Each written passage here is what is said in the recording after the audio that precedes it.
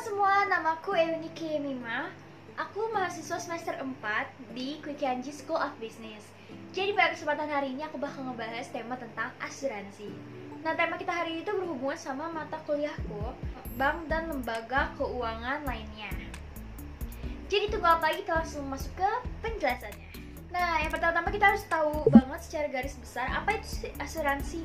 Nah, asuransi itu adalah perjanjian antara dua pihak atau lebih di mana si penanggung menggantungkan dirinya kepada tertanggung, di mana dia menerima premi dan dia juga harus mengembalikan atas kerusakan, kehilangan.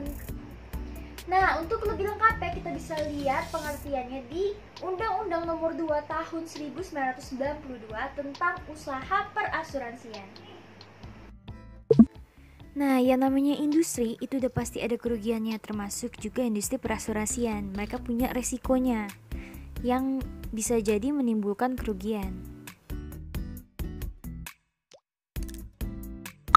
Nah, di asuransi pun juga ada manfaatnya. Yang pertama itu ada rasa aman dan perlindungan. Ini udah jadi kayak manfaat utama. Terus kedua itu ada pendistribusian biaya dan manfaat. Ketiga ada alat penyebaran risiko. Keempat ada tabungan dan jaminan kredit. 5 itu peningkatan usaha, karena asuransi bisa termasuk sebagai investasi juga.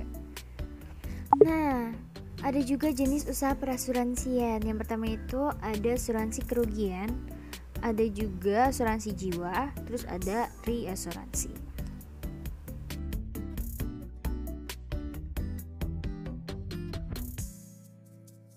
Nah, ada juga usaha penunjang usaha asuransi. Jadi bisa dapat laba dari ini juga. Kayak pialang asuransi, pialang reasuransi, penilaian kerugian asuransi, konsultan aktuaria, terus agen asuransi juga. Nah, dan perusahaan asuransi pun juga punya keuntungan yang tentunya bisa dinilai dari rasio-rasio yang ada. Kita bisa lihat dari rasio-rasio ini. Kita akan ambil contoh dari laporan tahunan dari perusahaan asuransi punya Allianz. Kita akan coba di sini. Nah, kalau kita perbesar, pasti dia ada rasio-rasionya yang udah mereka hitung. Jadi kita bisa langsung lihat dan analisis apakah mereka untung atau rugi. Seperti yang kita tahu, asuransi itu punya jenis banyak banget. Ada asuransi jiwa, pendidikan, kesehatan, kendaraan, dan sebagainya. Kita akan coba bahas satu contoh itu dari asuransi jiwa. Nah, asuransi jiwa, kalau kita pertama-tama pengen daftar, biasanya kita bakal disuruh isi formulir atau dimintai keterangan informasi tentang informasi seperti ini. Selanjutnya kita akan dibimbing untuk menyetujui surat perjanjian asuransinya itu, yang biasa dikenal dengan SPAJ atau surat perjanjian asuransi jiwa.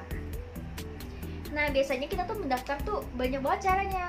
Ada yang lewat website resmi dari si asuransinya, ada yang lewat agent.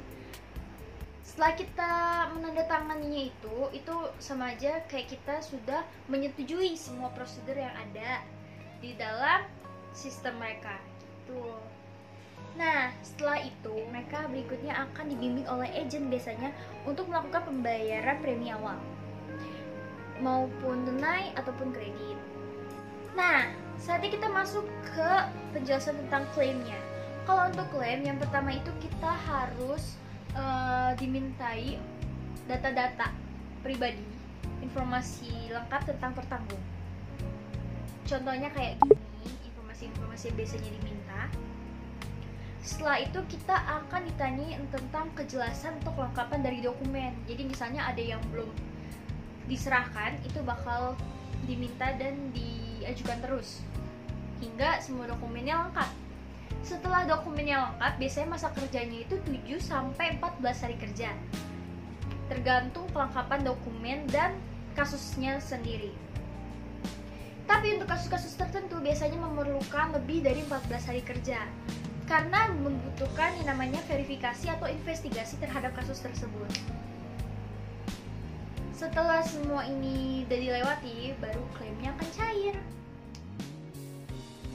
Sekian penjelasan dari saya tentang asuransi. Semoga penjelasan ini dapat bermanfaat bagi kehidupan sehari-hari. Maaf bila ada salah-salah kata.